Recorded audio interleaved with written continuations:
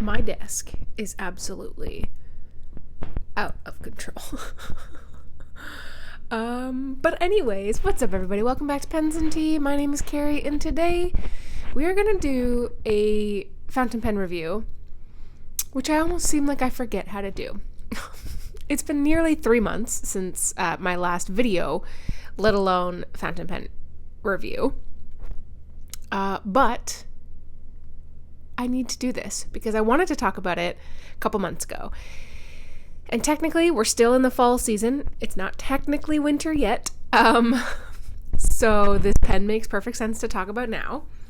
Especially for those of you who are American, which equals to almost 80% of my viewership. So for those of you also who wonder why sometimes I talk about pricing in US dollars and don't really mention Canadian or anything else anymore, that's why. Because 80% or more is in the US. And yeah, anyway, that was a little tangent. 30 seconds before we get into this video, I did want to say a huge thank you to those who have watched the video that I put out a few days ago, explaining why I've been gone for nearly 3 months. I felt that video was kind of necessary to make. I know a lot of you said that I didn't have to, but I sort of felt like I needed to move forward, because I didn't want to just start posting again and then not really have an explanation. So thank you to those who said it wasn't necessary, but I personally felt it was a little bit necessary. And for those of you who left really nice comments, thank you so much. I was trying to respond or at least heart all of the comments, but they were just coming in so hard so fast that I just couldn't keep up. That video surpassed all my wildest expectations. I said in it that I didn't expect it to get more than 1,000 views because my channel is basically bottomed out because I've been gone for so long. And it's a little over 4,000, I think now. Something like that. But yeah, so that blew my mind. So if we could get this video to even just 2,500, I would be, but yeah. Anyways, I digress.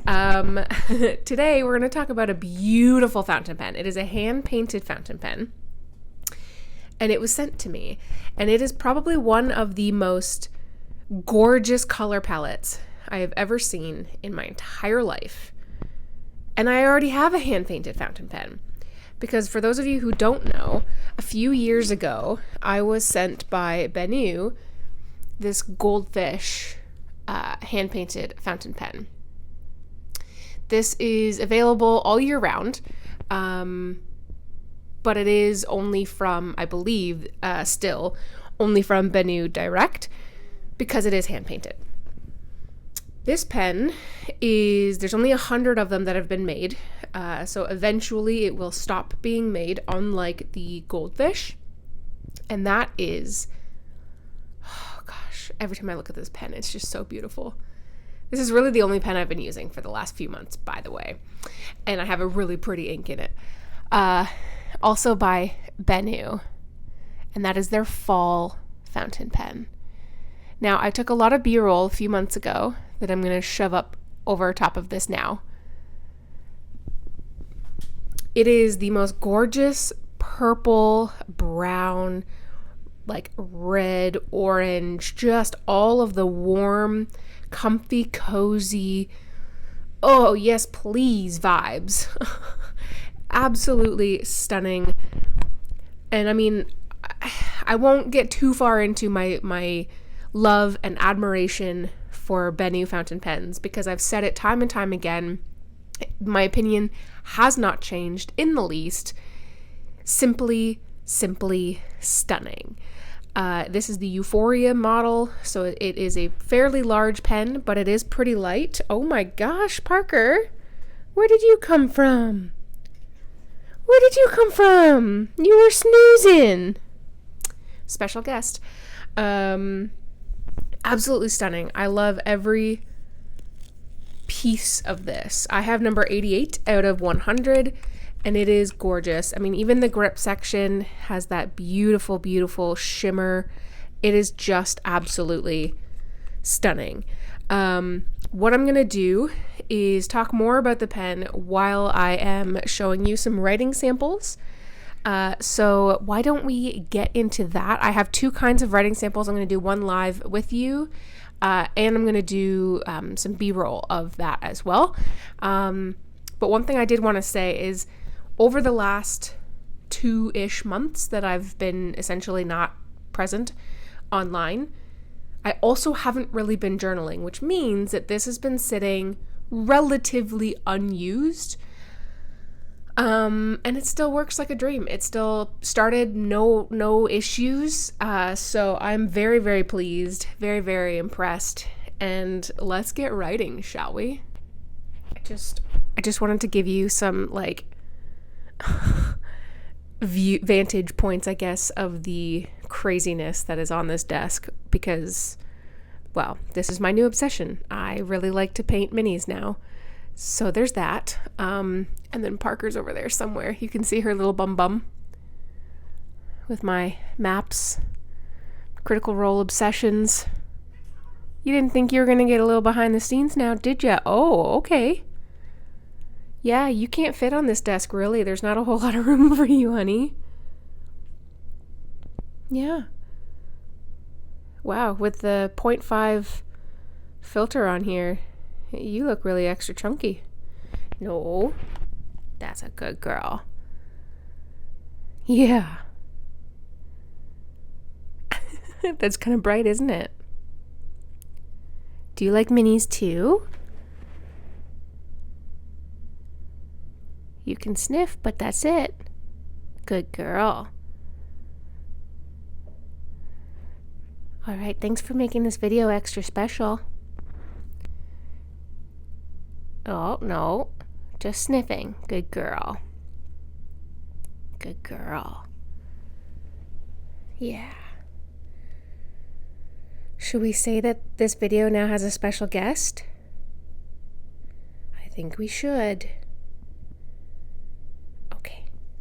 Let's clean up a little bit so we can write. Okay, sounds good. Okay, so just because you can't get enough, you just can't. Just, show you one more spin under this kind of lighting. Because the great thing about these pens is, like, depending on the lighting that you're using, you really do see different qualities in it, and it's simply stunning. So don't mind a few of my D&D notes. I was talking on the phone with my DM, and we were just, chatting some stuff down. Okay, so this is the Benu Euphoria. I think I spelled that right. And this has a medium nib. It is a little bit of a beefy medium. I would say it's mostly medium with like a hint on the broad side. And by the way, reverse writing, while is a little bit scratchy, you can totally do it for quite some time. And then you get down to a finer. The ink is Pelican Edelstein Amethyst, I think is how you spell it. I'm a terrible speller, guys. If you haven't picked up on that yet in the many, many years I've been doing this, I'm really bad at it. This is actually a cartridge. It is the long version, so it's the nice big ones, and it is simply stunning. Absolutely stunning. I don't do purples often, but when I do, it's typically a cartridge, just because I don't do them very much. I did go through almost an entire bottle, though, of the Mont Blanc Lavender Purple, which is no longer made anymore, but honestly, I really like this color, and I just got ink on myself. The